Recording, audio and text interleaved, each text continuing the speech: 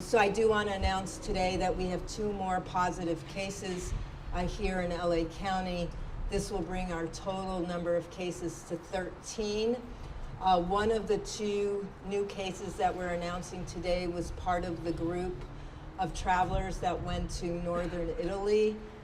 These are now 8 people that were in that group that all have tested positive. They all were together while they were in northern Italy, and over the last few days have tested, and all are positive. All of our LA County cases who were traveling, people who were traveling, are all now tested, and they're all positive. They are all isolated. The second new case that we're announcing today is another screener at LAX. This is again a person who we believe is both linked to the first screener. They worked at that quarantine station at the same time. They are likely to have had the same exposure, but we have asked CDC to do the investigation. Obviously, that is under the federal jurisdiction at the quarantine station. That's Customs and Border Protection, and we will need them to complete that investigation. With these new cases, we still do not have any known public exposures, but we have identified a list of close contacts, families, friends, healthcare workers that are all being interviewed, and as appropriate, they too will be subject for quarantine from up to 14 days from their last exposure to a confirmed case.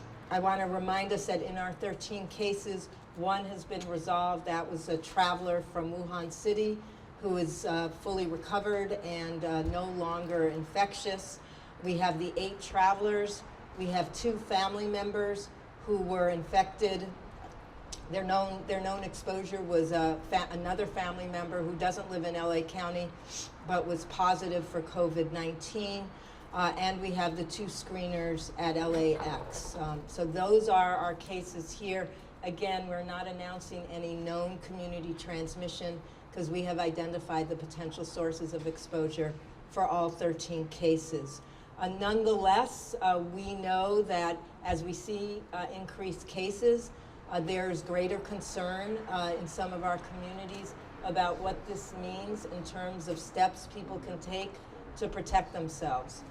So we're going to reiterate our main messages, which is for the general public, your risk still remains low, although this is the time to start making sure you're practicing what we call good public health hygiene. The primary message for everyone is to stay home when they're sick.